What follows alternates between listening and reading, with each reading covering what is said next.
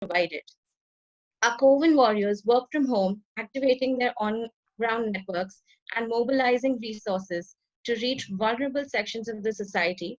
They are spread across the country and are increasing in numbers by the day. So far, ICANN has impacted over 4 lakh lives with the help of 4,000 plus warriors across the country. Our second speaker is Mr. Jarnail Singh. He is the President of Business Studies at the University of Jammu. He specializes in the travel and tourism sector. His research focuses on travel Sorry for the technical difficulty. Uh, ICANN has so far impacted over 4 lakh lives with the help of 4,000 plus warriors and 3,400 plus NGO partners. As we are emerging from the lockdown, there is a need to help businesses revive from the changing conditions in these changed times. Jahan is an initiative of ICANN to help businesses to overcome with these changing times with innovative ideas. Today's conversation is on a very interesting topic that I'm sure all globetrotters and travel enthusiasts are watching with interest. Travel and tourism sector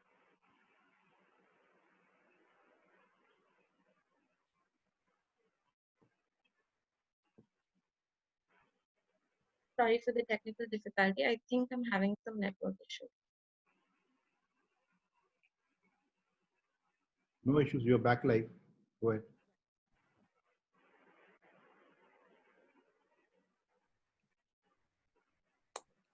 Ideas.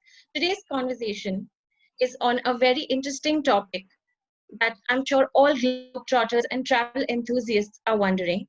Jahan challenges in the travel and tourism sector. Let me begin with introducing our speakers for today. Our first speaker is Professor Dr. Parikshat Singh Manhas. He is a professor in the Faculty of Business Studies and the Director of Business Incubation and Innovation Center at the University of Jammu.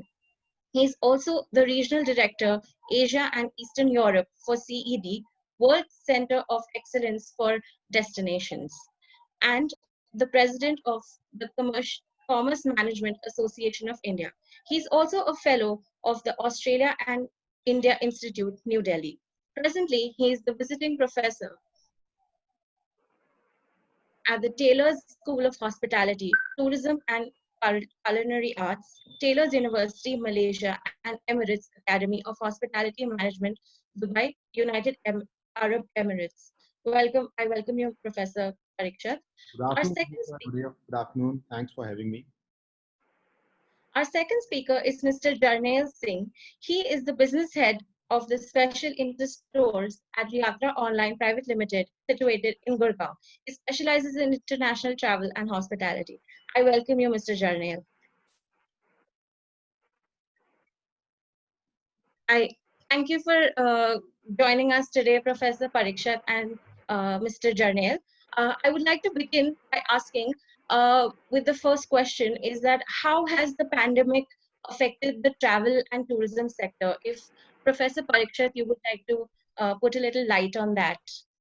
Well, these are tough times. Indeed, these are very, very tough times for the travel and tourism industry.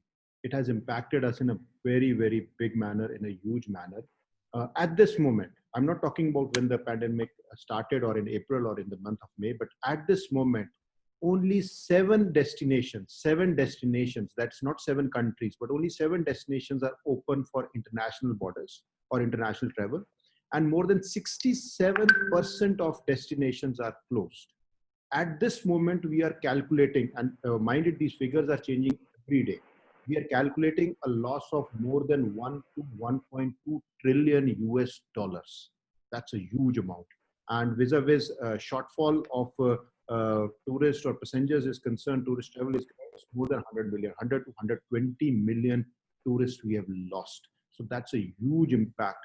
I think our industry, this in our lifetimes and in the foreseeable future, I don't see such a big impact on tourism and travel industry. And this is one of the hardest industries. Why? Because we had a very wide network. We are connected to every 10th person in this world is connected to hospitality and tourism industry in one direct or indirect manner. So it has impacted each one of them. So you can well imagine what is the quantum of loss. At this moment, as I said, more than 67% of destinations around the globe are totally closed, They are not allowing any travel. 7 destinations have opened up and a couple of destinations are looking at. But I don't know how long it is going to take. But at this moment, what I see is that we have hit the rock bottom vis-a-vis tourism and hospitality industries.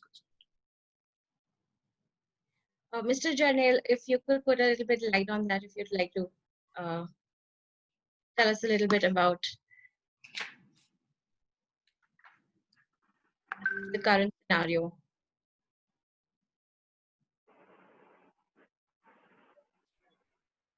Mr. Jarnail. Yeah, please. I was not able to hear you. Can you repeat the question? Namaste Yeah. to everyone. So I was just saying that, if you could also put a little bit light on what the current scenario is in the travel and tourism industry, the sector, a little bit, if you would like to say a few words on that. Yeah, so as Dr. Manhas has rightly mentioned that right now at the moment most of the destinations are closed globally and even domestically also. All the different states have their different rulings for the tourists and for the movement of the people at the borders. Even I'm staying in Gurgaon, so every day we have a different ruling from Delhi government or from Haryana government or from Rajasthan government. But at the end of the day, we all are sure that we are in a belief that definitely tourism is going to come back and we will be coming out of this more stronger. So that's my feeling on that. Right. So now that the movement has been restricted to national destinations only, will there be a change in the dynamics of the travelers? As in, we will be there will be less international or no international tourists now, and a lot of business will be lost. So what is the plan or the strategy to attract more national tourists? And will there be different new destinations that will come out as a result of there being less places to visit because of the number of cases in the country? See, I'll just let you know that at this moment, what we are anticipating, since UNWTO also has come out with tourism assistance package, and we are talking about a lot of resilience from the tourists as well as tourism development organizations or TMCs or DMOs. We are at this moment concentrating, or what we are anticipating is that the first thing that will bounce back, by first I mean say within the tourism industry. Tourism and hospitality industry is going to be either the second last or the last industry within the service sector and within the whole economic scenario or ecosystem to bounce up. But it will be the fastest. Mind my words, it will be very fast to growth.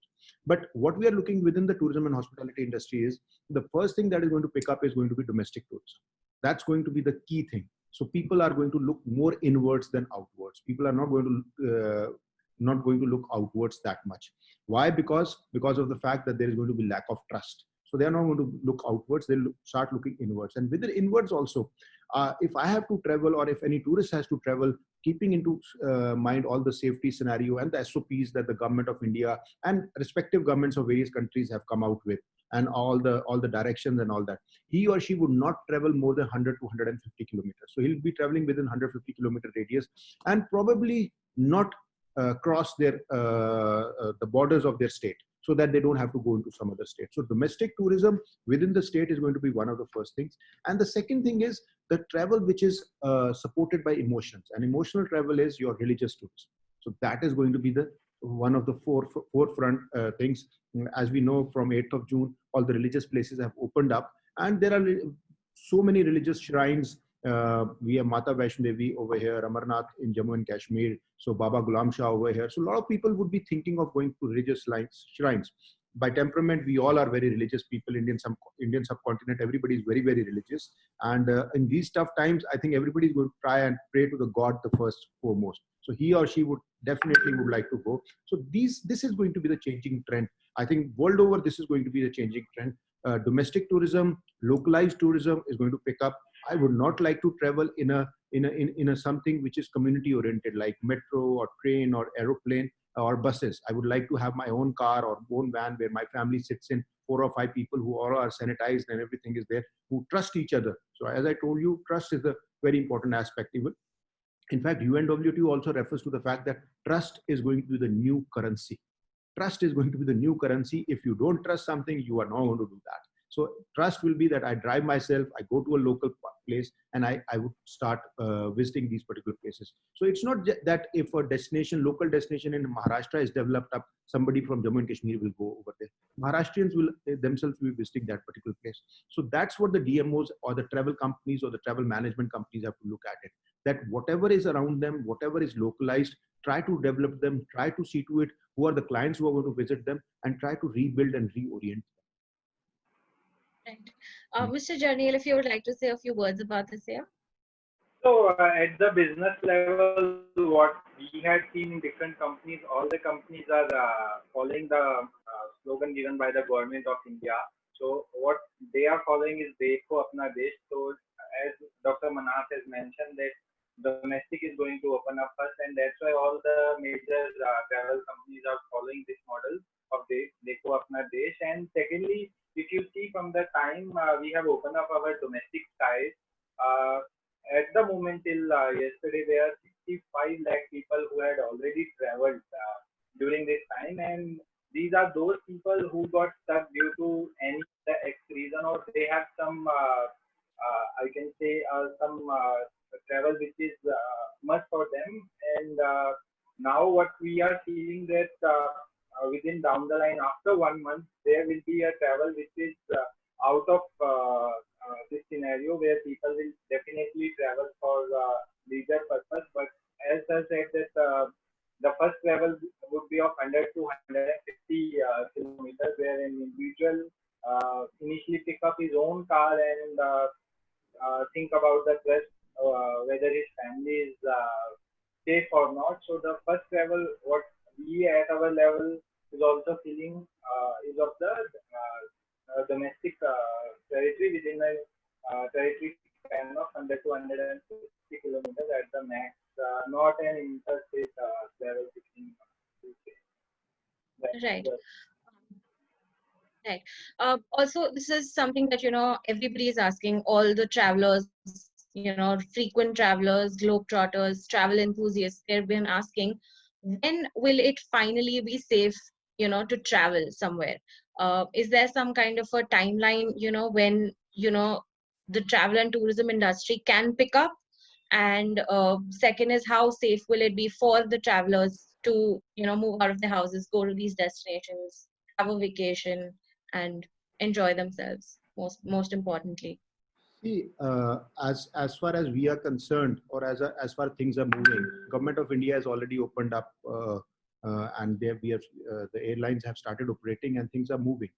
But how safe it is to travel, that all depends primarily on very important factor, that is vaccine. So the moment you have the vaccine and moment that mindset starts evolving, after that only things will start improving and people will start gaining confidence in their travel. At this moment, people are little bit forced to travel, as Jarnail referred to, that these people were stuck in different places. They wanted to go home, or they wanted to go for a leave, or they had some medical issues and all those issues because of which they are traveling. But actual travel, when we say fearless travel, is going to start only once the vaccine is there in the market, once all the SOPs are properly being followed, and that is all dependent upon the medical industry, or how soon they get that particular vaccination.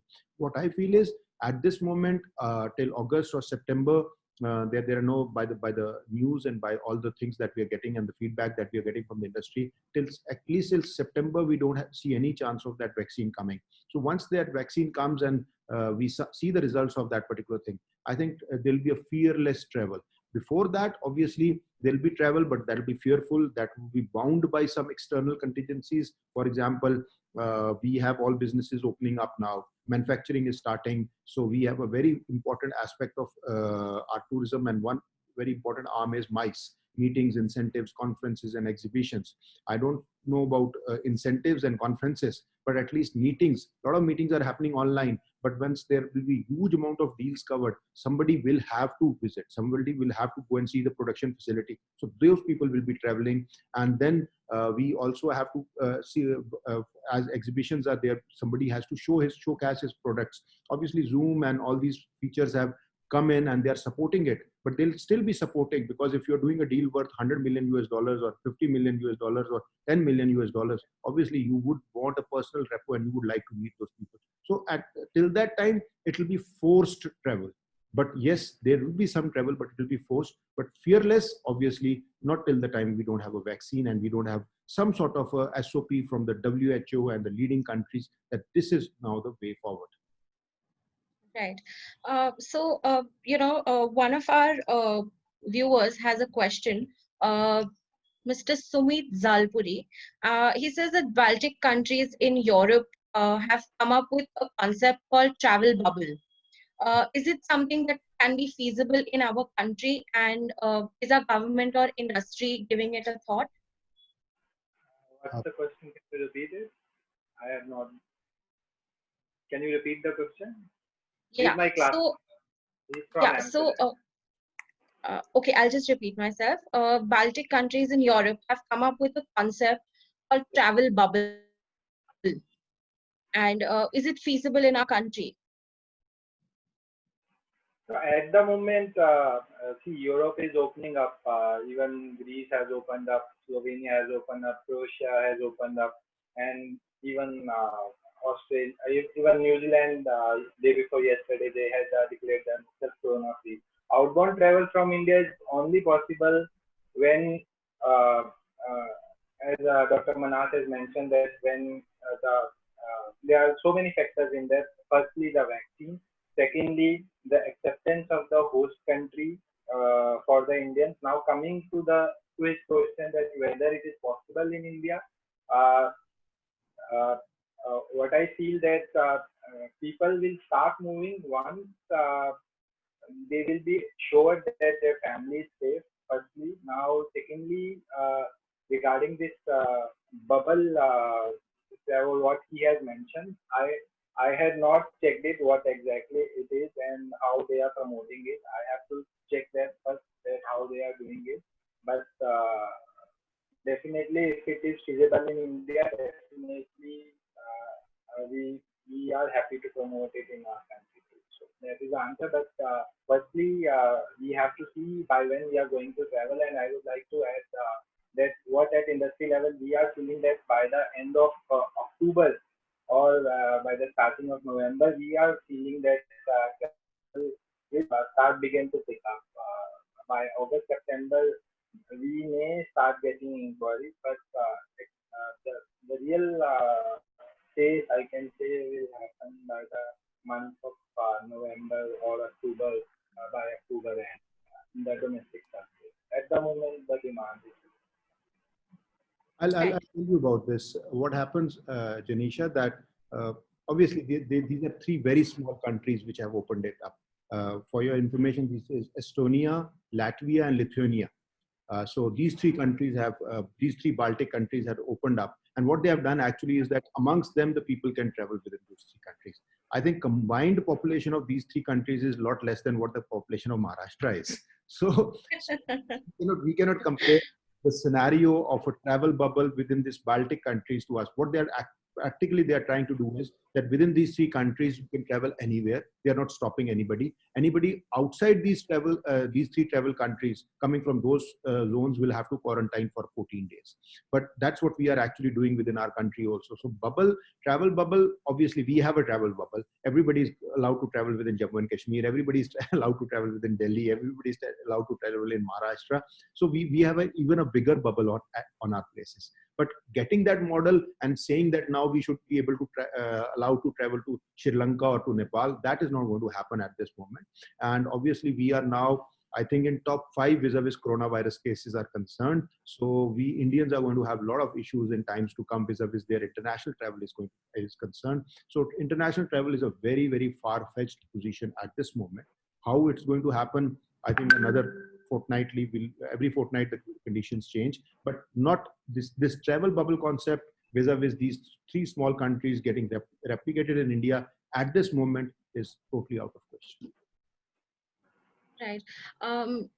Talking about how, traveling within the states is something that may be possible, in the next few weeks.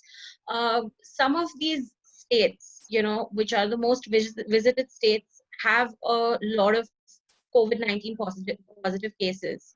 In such a situation, the businesses that are within, located within these states, how can they survive or revive, or what kind of strategies could they possibly look out for to get back on track or get the ball rolling as such? As far as I am concerned, I'm following obviously all the latest updates that are going on within the tourism industry internationally and nationally. But a very important factor now is, as I mentioned, that trust is going to be a very important factor. So that trust needs to be built up. Now, how that trust is going to be built up? That trust is always built up through experience and through word of mouth. Now, what is going on at this moment is how the coronavirus impacted people are being treated, how a state is responding, how people within that state are responding. We are getting very, very negative cases at this moment. Today in the morning only, I was looking at that lady which was refused an entry from 13 hospitals and she eventually died. That was so pathetic, and it's so bad, that inhumane. So all this does not restore the confidence of a customer or a tourist or a person to venture out of his place. So until and unless that confidence is not restored, that those measures regarding those are not taken vis-a-vis that people are made comfortable, I think nobody is going to travel at this moment. And another very important factor over here is we cannot just question the states also, because states are also overburdened. They are also overwhelmed by the number of cases that are coming, how people are getting impacted, and how people like in Maharashtra and Dharavi, or I was looking at the story vis-a-vis the Delhi's own slums near Kalkaji, how people are getting impacted over there and all that. So that is the first priority at this moment. Tourism obviously is a very important aspect of our economic ecosystem, and tourism is the one when the major turnarounds were there in this world, be it 2001 bubble burst or 2008 economy loss, or Cyprus or Greece, when they were just on the brink. Tourism was the only one that revived. But tourism drives on confidence. Tourism drives on trust, and that is going to take time until and unless the states and the governments don't start focusing on this. It's not going to grow. But I don't blame them also. I don't expect them to start focusing on all these issues at this moment, because there's something more important. Lives of people are more important. Lives of our Indian citizens are more important. So they are tightly concentrating on something very important. Once they are able to control it, then the things would shift. So we'll see another 15 days, 20 days, 30 days. There might be some positive news coming out. Right.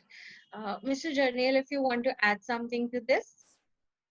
Yeah, as sir has mentioned that at the moment, any individual would like to travel only with a condition when he feels that it's really safe to travel along with his family. And in that prospect, what I feel at my level that before group holidays where families used to travel together, I think that the business travel will open up first, where the individuals are traveling alone normally to attend their business meets or to attend the exhibition or to attend any type of meeting where they are required to travel alone.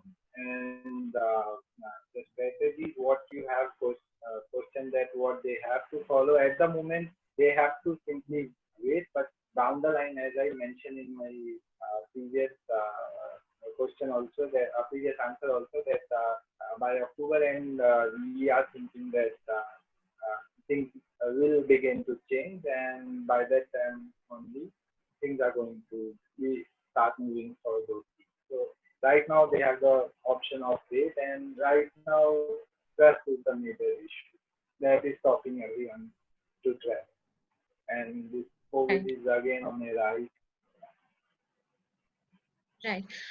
So when we talk about businesses, reviving in October, November-ish, what about the small businesses or entrepreneurs, that are within this industry?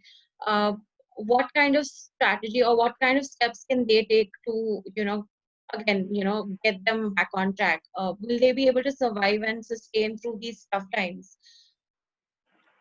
Uh, that's a very difficult question and a very tricky question with no definite answer. But what I keep suggesting all my students who are entrepreneurs, young entrepreneurs, my school where I was director, we produced around 90 first generation entrepreneurs, and they were doing very very well. But unfortunately, everything has come to a standstill, and it's not something that you are getting a loss of 10%, 20%, or 50%. You have 100% wipeout. You have 100% wipeout. People are there without salaries, without anything. But the fact is that what I keep telling them is reorient and rebuild this yourself.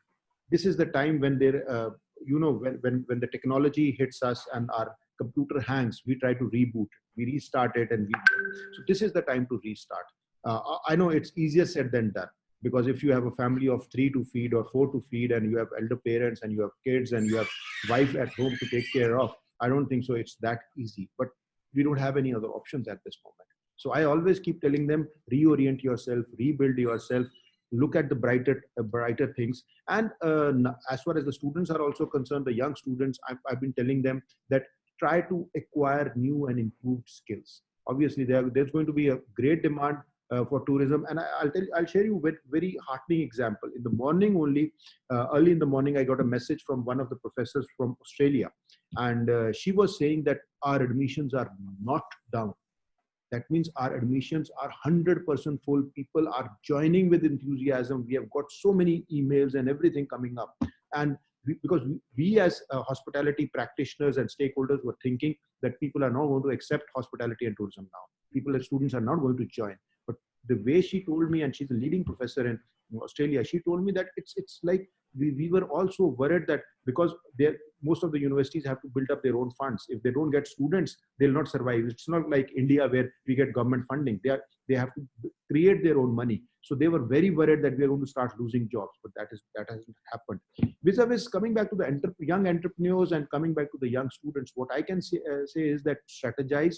Don't lose contact with your peers, with your customers, with your suppliers, with your employees. Don't lose contact. This is the worst mistake that anybody is going to make, that you lose your contact, and because I may not need them and I don't call them up. Be in touch with them. Be in touch with your bosses. Be in touch with your peers. Be in touch with your employees. Be in touch with your leads, your customers. Tomorrow or day after, things are going to be all right. And the people who had maintained these contacts are going to grow. Everybody understands. Even if somebody calls me up and tells me that I cannot make a payment or this thing is happening, I understand. I know what's going on in the market. I'm an entrepreneur also. Along with the professor, I'm an entrepreneur also. I have my own works going on, and we are giving that much amount of leverage to everyone, and people are giving that leverage to me also. So this is being worked up. We are holding each other's hands, but stay put. Don't just panic. Don't just get those crazy ideas in your mind that I'm going to throw away everything, I'm going to do this. Don't let the fear conquer you. You have to conquer the fear, and things are going to improve. And it's very heartening the way government of India is coming up. They are coming with a lot of SOPs for various industries. Obviously, they still have to come out with for tourism and hospitality, but they will surely, because everybody knows that tourism and hospitality is not at the prime focus at this moment. Maybe another 10 days down the road or another 1 month, it's going to be at prime focus. At this moment, the prime focus is our manufacturing, our migrant laborers, and our COVID patients, and all these industries. So they're working on that. So, but I only thing that if they would ask me would be that stay put and stay fixed and stay focused. Right. Mr. Jarnail, if you would like to add something.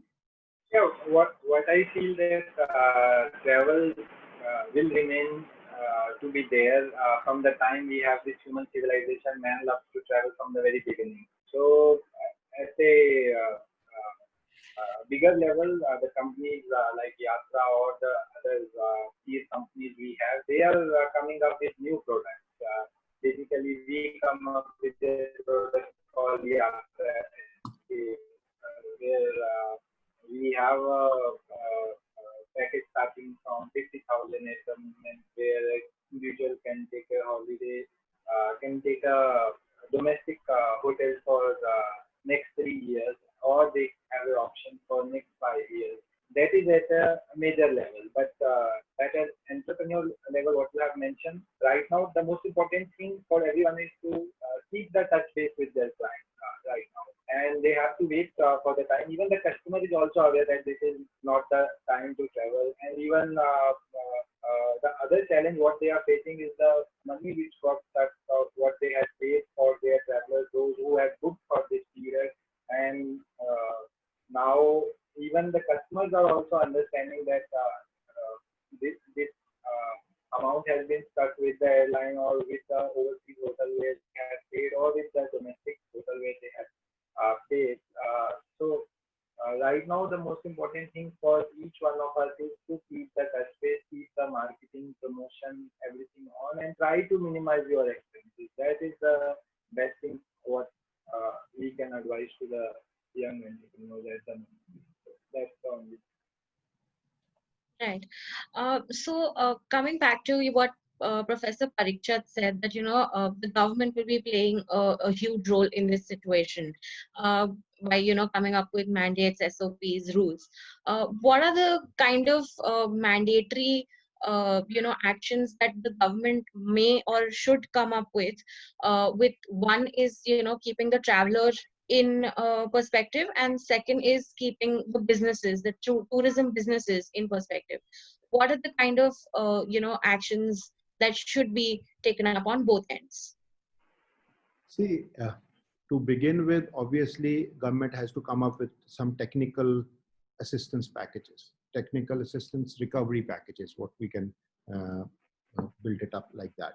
So they have to come out with it. They will obviously come out, I'm very sure, but it has to be something where they can at least provide some sort of assistance, some sort of development to the various stakeholders within the tourism businesses. That's just not, I'm just not talking about the hoteliers or the airlines, the big players, but I'm also talking about the small players, the travel agents, talking about the people who are at the lower end of the food chain. So I'm talking about those particular people. So they have to come out with some sort of subsidies for them, some sort of avenues for them. And the most important aspect is, which I always feel that governments are not usually able to handle, is the trickle down effect. The trickle down effect has to be right till the bottom. So that means every incentive that you are trying to give to people, that has to reach to the people at the lowest end. The porters at the airports, the coolies at the railway stations, at the bus stands, or other hawkers at these particular places, and other people who are managing, or the small travel agents, the ticket booking agents. Obviously, travel agents are the ones who give the packages for the destinations and who built up a whole ambit around tourism. But there are some small players who only work on ticket booking, train ticket booking, or rail reservation, or air reservation, where they hardly get $100 or $40 or $50 per ticket. So that's very, so these people need to be benefited. So we need to see to it that this larger base that we have of entrepreneurs within this particular industry, how they can be worked up, how they can be built up, how they can be they can be groomed properly, and they can be brought up again. That's a very, very important aspect. And vis-a-vis tourists are concerned, what the government can see to is that they could come out with such like policies where proper, effective, efficient SOPs are implemented. As we have seen in the case of airports, they have sanitized all the airports, and they have come out with a where there is contactless check-in and check-out, and boarding is also contactless. So that's a very important aspect. But they have to keep continuously evolve. Keep continuously evolving, and see to it that whatever new protocols internationally are prevalent, they are also brought up over here. You keep testing, and you keep seeing to it that what new protocols are required and how they can be built up. That is a very important aspect that they have to look at it. And government has to ensure one very important aspect vis-a-vis the leading brands of hotels or airlines is concerned, that these top brands or these airlines or these hoteliers don't get greedy. Sometimes what happens is your greed drives you, and sometimes you're, because of this particular greed, you don't follow these SOPs. You make small little mistakes which multiply in a very big manner. So that's why I say technical assistance packages, where government has to constantly monitor them and see to it that they actually are not driven by greed. So even if they earn a penny less, but they at least follow all the SOPs, all the protocols in entirety. I'm not saying that they are not doing it at this moment, but enforcement should be there. Such enforcement agencies or tourism policing should be there, that they do it for all times to come. Because even a small mistake at this juncture can lead to a big, big, big fall. Right. Mr. Jarnail, if you would want to add something to this. Yeah, as Sir has covered all the major aspects, what we feel that Government of India should design a plan where the bottom end of the chain must be covered up to the top, and government can do it if they will come up with a fund and they have all the details for all the travel companies which are operating in India, because at the moment we all are filing our GSTs and they have the GST numbers registered with them, and we feel that there is a time that they can bail out this industry, because our industry was the first one to be impacted from this, and we feel that this must be the last one to come out, and there are people who are in need of the package at the moment. Right. Yeah, Talking. I'll add something more over here. What my suggestion Right. to the government is that since we still feel that there are other priorities, but they should at least come out with some tourism crisis committee. What I feel is that government of India should come out with some tourism crisis committee, because by the time our turn comes, maybe after another 15 days or 1 month or 2 months, this committee has already done its homework and they have already had the things in place. So this is what my suggestion is, that they could have some sort of a tourism crisis committee which could work on these technical packages, technical assistance packages, which could always work towards building up SOPs vis-a-vis safe and seamless travel, or which could work on restoring the confidence, which is the key priority at this moment, restoring the confidence of all the stakeholders. So which could do all these things at the back end. You know what UNWTO has done? UNWTO has tied up with CNN. And what they're trying to do with CNN is they are producing these 60-second clips where they're trying to show destinations, positive impacts being done by destinations. So are we in touch with UNWTO? Is our tourism crisis committee in touch with them? I'm not sure about it. So is Government of India thinking of building up these 60-second clips so that moment the tourism turn of our industry comes, they don't have to look here and there? हमारे यहाँ usually what happens is you start running around once your turn comes. You are not prepared for it. What I feel is that at the back end, there are professionals like Jarnail, like me, or there are many other professionals who are sitting idle at this moment. So their services could be used. They should be working on building up some sort of these 60-second clips. They should be helping this tourism crisis committee ki ye kar lo, do this, work on this. So moment your turn comes, you are all fresh up, you are all prepared, and you are raring to go. So they have tied up with CNN. Why can't we do something over here with, we are such good channels over here? Then vis-a-vis innovation is concerned. Are we doing something vis-a-vis tourism innovation is concerned? I don't think so at this moment. So government could also start promoting this innovation sort of a culture. UNWTO has tied up with Google also, and they are working with various innovative strategies or innovative partnerships with Google. So what are we doing over here? We are such a big market. We are one of the biggest markets in the world. So what I feel is that वो जिसे कहते हैं हिंदी में दूरदर्शिता, that is not there. We are not foreseeing our future, what is to be done. So this is what I would, if government looks for an advice from my end, this is what I'm going to suggest to them. Right. So we have a question from one of our viewers saying that you talked about government technical assistance packages. On the same lines, do you see big industry players like Yatra, Make My Trip, etc. Can they pitch in and help the whole ecosystem? See, I think Nal can answer that better, but I'll just tell you one very important aspect. These big industry players, they are big brands, yes, but do they have that amount of financial backing? I'm not sure of at this moment, because they are also hitting rock bottom. So they are also hitting bottom now at this moment. I don't think so they will be able to assist other people at this moment. I think even if they are able to take care of their own employees, that's going to be a very, very big thing. So my suggestion is each one for their own selves. So these big brands, which they're actually brands. So if they can help their own employees and take care of their employees, I think they should be doing enough.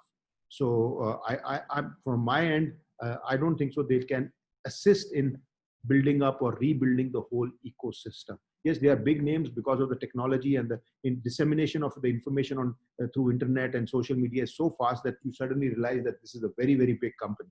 But actually, they are just big in a brand. As we have heard about that, one of the big top brands, Hertz, the car who used to give cars on rent, they have gone bankrupt, who had such a big thing. So what I personally feel as an outsider, I don't think so. Jarnail can add to it.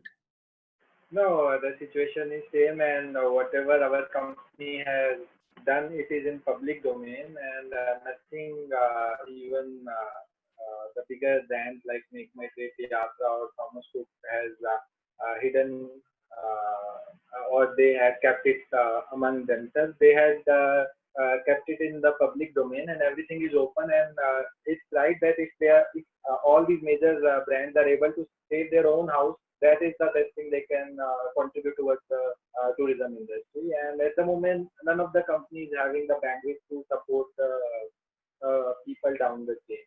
So they are all these companies are trying to minimize their own expenses, and they are trying to figure out how to pass or how to move ahead of this tough time at the moment. And everywhere you have heard that we have salary cuts, we have layoffs, and we have restructuring. So that is the thing which is going on in most of the bigger brands at the moment. So Right. at the So, moment they can't help. Yeah, that's the answer. We are not able to help out, and we are not in a position. right.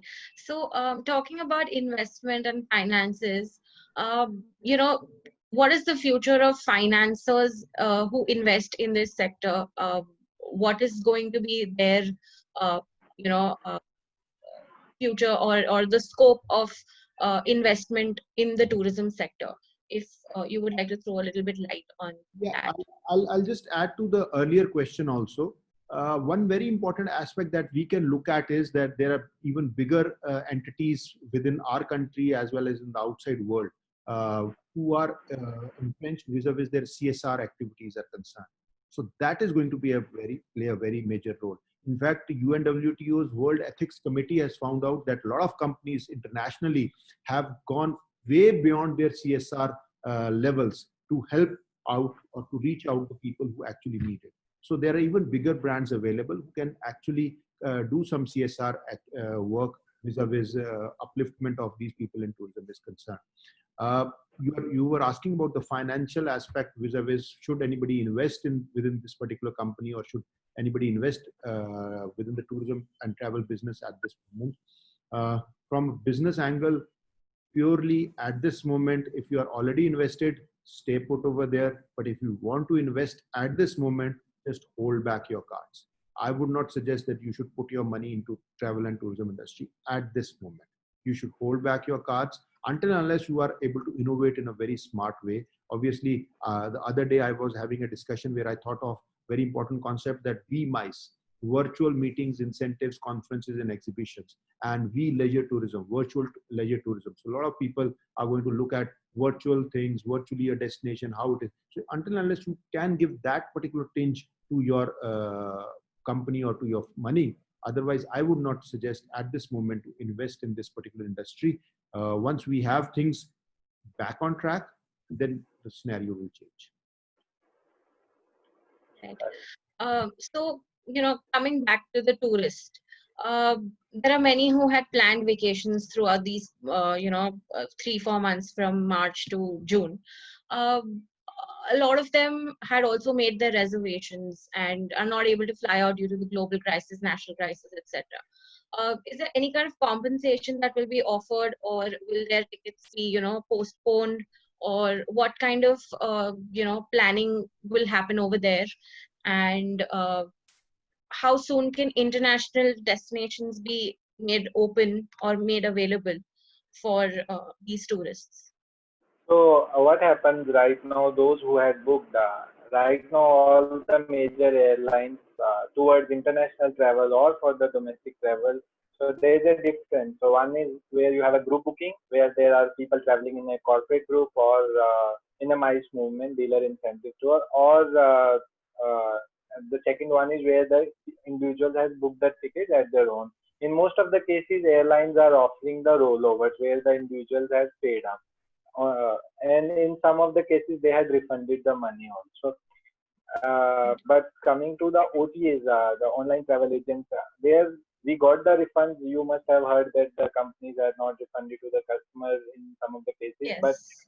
yeah, so in there, most of the companies has followed the process of again the rollover, because what happens technically, airlines always return the or reverse the money in the credit shell of the company. It's not a physical refund. For example, it's not coming into my bank account. It's, for example, if you have a wallet, it's coming into my wallet. I can customer at the end, end user is not having a wallet basically. So we have to physically refund the money, which at the moment all the companies are cash strapped. So that's why companies are offering rollover. Coming to the hotels, where the individuals had directly paid or they had booked through any of the agents, local ones or the bigger players, even the hoteliers are holding up to the payment what they had received to take care of their expenses, and they again are offering the rollover. And what was your next question after that? Is that, will there be any international destinations that will be made open to tourists, and how So, soon will that, uh, you know, so what anticipated date so for that? what we are feeling that in domestic market, in India we have 5 lakh travelers a day. So the government is saying when we have the capacity of at least 50%, it's not a written mandate, but what we had heard is that once the capacity will reach to the 50%, at that time maybe government will come up opening the international skies. At the moment, we have an average passenger of 65,000 a day, and we are talking about 2.5 lakh a day.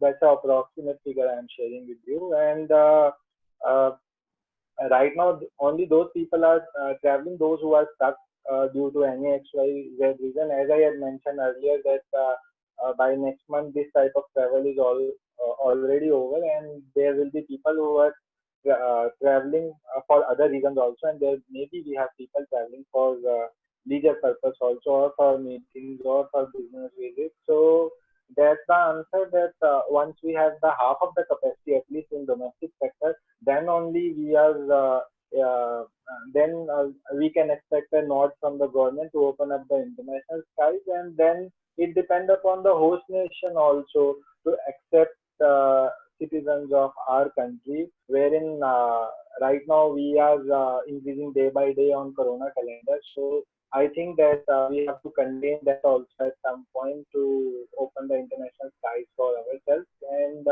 even the other players, the other airlines, or I mean the international airlines, what I mean to say, they are willing to fly into India. Even day before yesterday, Lufthansa has said that they are ready to fly out the empty flights from Frankfurt or Munich to India, and they are ready to fly out the passengers from Indian market to wherever they are willing to travel. So basically, it And depends both ways. Yeah. so, regarding the same, we have a question from one of our, viewers, that what kind of measures can big players like, online portals, or such as, Yatra and other such portals, travel portals, what kind of measures can they take for the safety of the passengers or the tourists or the travelers? See, these measures depend upon. So Yeah, you want to take you want to take the question, or should I? no, you can answer. I can add on to it, sir. Okay. Please. Okay. Right. So what I feel at this moment is that the measures are going to be at various levels. Now it depends upon whether you are into the hotels or whether you are in the travel. Now vis-a-vis airlines are concerned or railways are concerned, obviously one very important factor that is going to be is sanitization, and the second aspect is going to be the flexibility. Now, so you must have, everybody, each one of us must have had flown, and most of us fly, and whenever we are about to land, Indigo or Go, they take pride in the fact that we have before time arrival or XYZ and all those things. And within 30 minutes or 25 minutes, their turnaround is there. What I feel is now the airlines have to increase their turnaround time. They cannot turn around in 20 minutes or 30 minutes, and government cannot allow them to turn around within 30, because they have to see to it that this is the point where I earlier said that they should not be overwhelmed by their greed.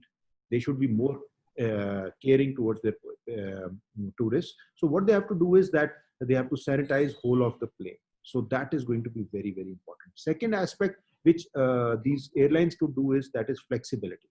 Now, flexibility is going to be the very, very important aspect that is concerned. Now, flexibility vis-a-vis your pricing is concerned, vis-a-vis refunds are concerned. That's going to be a very important aspect. And insurance companies will also pitch into this, and they'll play a very important role. You cannot, if somebody turns up at the airport, he must be fit, fine, but maybe a night earlier, he might get some fever because of that. And when they do their thermal checks, he's found not fit to travel. Obviously, that person will be turned back, but he should be given full refund. Flexibility at that particular moment is going to be a very, very important aspect, because these are the small little measures which will restore confidence of the people. Vis-a-vis hotels are concerned, again, what I feel is that they have to come out with that trustworthy measures where they have to see to it. Now, if we had a room which could hold a banquet for 200 people, now we can only hold a banquet for 70 or 75 people over in that particular room, because we want to keep physical distancing. So this is what hotels need to understand. Their greed should not overpower them, and they should not hold a banquet for 200 people in the same room and eventually cram them up and all that. Obviously, there's going to be no buffets in time to come. Room service is going to be provided over there. So whosoever is doing their room service, they should be clean and proper people. You have to take care of your staff. You have to keep providing, follow all the SOPs vis-a-vis your staff is concerned. So all these small little measures are very, very important vis-a-vis the airlines and the hotels are concerned, and vis-a-vis their working is concerned. That's. Like Yeah. to add on to this, and then we like move on to our last question for the session. Sorry, Janisha, we lost you. I think there was some technical hiccup. You said something? Yeah.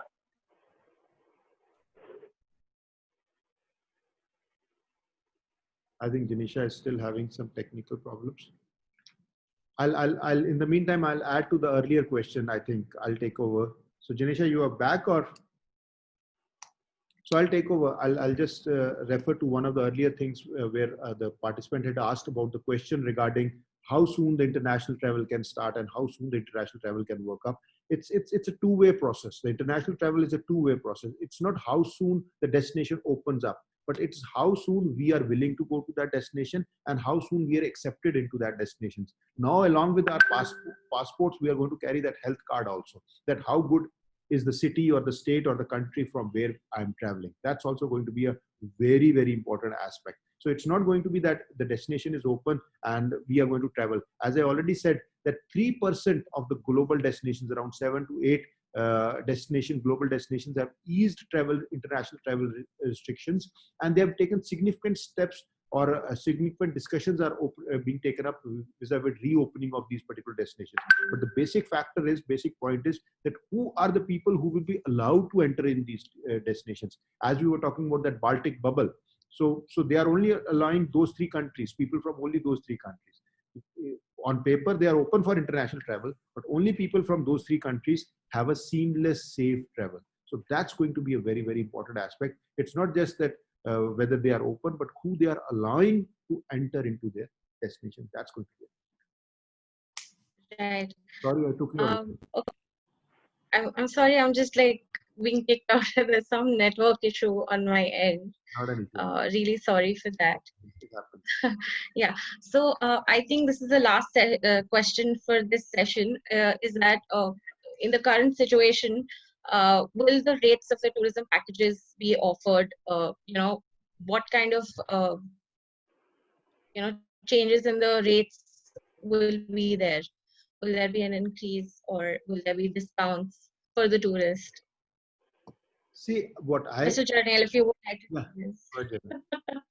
So now you have seen that we have to analyze on airline front. The Supreme Court has given the ruling to keep the middle seat vacant, and on the hotel part, in terms of pricing, what since I had attended many hotelier conferences, so what they are saying, they are also ready to support the industry, and what they are saying that we are not going to hike the prices, or we are not going to lower prices so much that wherein we are not able to manage our expenses also. So they are also trying to keep the cost low at their end, so that at least they can make out their running cost itself. So uh, initially, or once the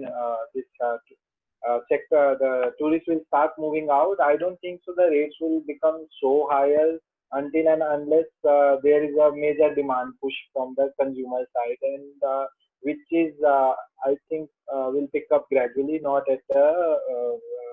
on an immediate level. What I mean to say, so the rates will remain flat. What I think that down the line for next 6 to 8 months or for a year, because even you have heard that so many countries outside of India, they are incentivize tourists. They are trying to offer free nights in Sicily, also in Italy, or in Cancun in Mexico.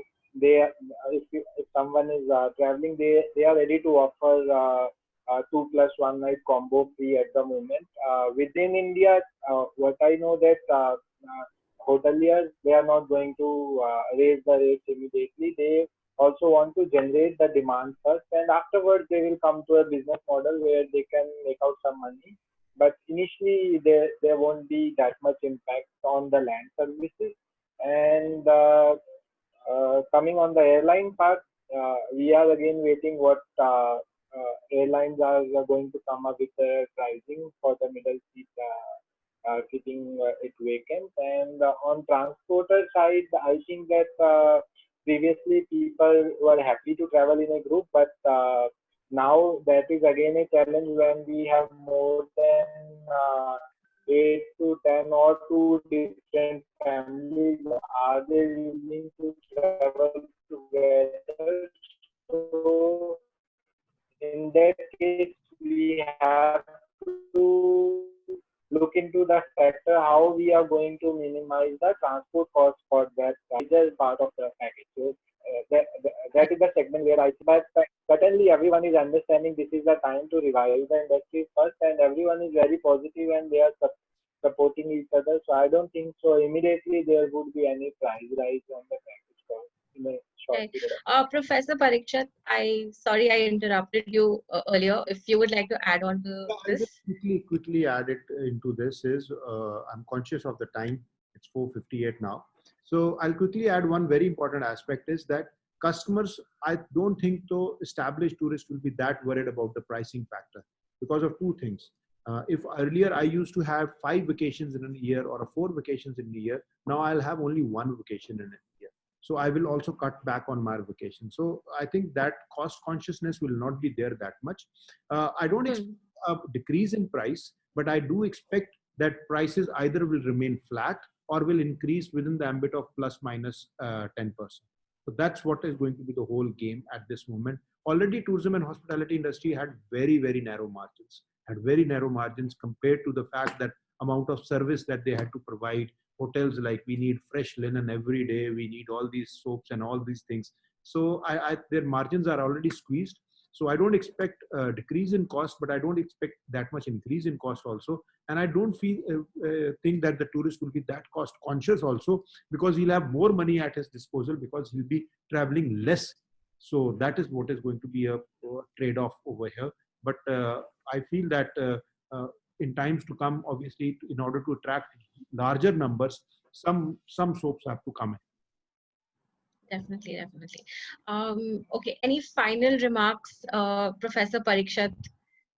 Uh, from my side, I would just like to say that for the travel and tourism industry stakeholders, one very important aspect is your self-care. You have to take care of yourself. If you take care of yourself, the next step would be your team care. So take care of your teams. The third would be your workplace care. So take care of your workplace. So if you follow this particular chain, self-care, team care, workplace care, obviously things will be there for the betterment. Flexibility is going to be the key to resilient approach. So your resilience and your flexibility are going to be very, very key important aspects. Don't be very rigid in your strategies.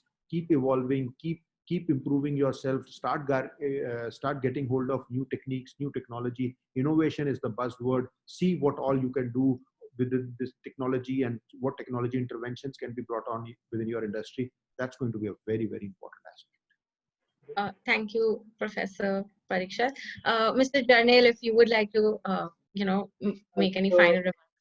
so as in professional, where we always talk about the business and the revenues and the numbers. So what I feel at my end that yes, definitely travel is going to bounce back. It's the phase wherein we all are sailing through, and definitely we all sail it together. It's not that any ex company or an ex individual is left behind and he has to cross through the stream with his own rudder. So we all are sailing together, and definitely we are going to come back. And it's a time where we have to think think positive and build up with new strategies, new products, and innovative thinking we have to do. And most importantly, we have to maintain our touch with our customer, and we have to make them believe that yes, travel is going to come back, and we are going to travel like we used to do before.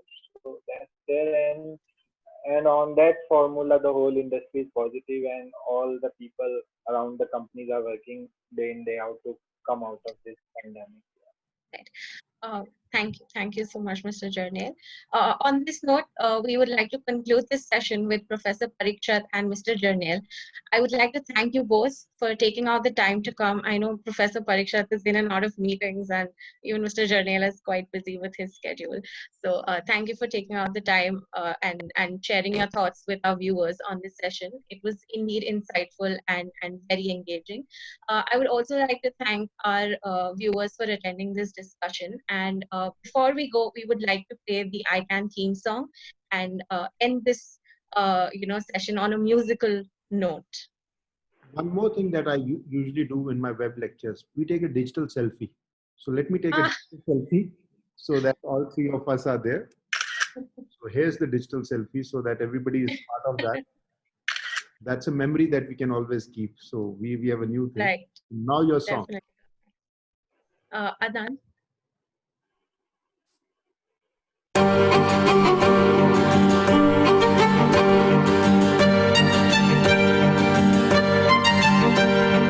मुश्किल है अनपढ़ी ये कैसी कठिन घड़ी सहमी सहमी जिंदगी बिखरी हुई बंदगी मानवता है पुकार रही दिखाए हम दरिया दिली I can you can we can India can I can you can we can India can हम सब मिल जाए तो मिलकर हाथ बटाए तो टल जाएगी ये घड़ी झूमेगी फिर से खुशी आशा टूटे नहीं हौसला रूठे नहीं साथ ये छूटे नहीं मंजिल दूर नहीं मानवता है पुकार रही दिखाए हम दरिया दिली I can you can we can India can I can you can we can India can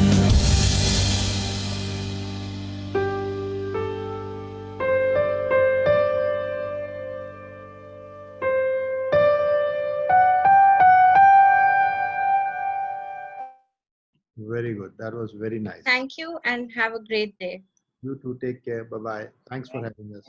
Thank you. Bye.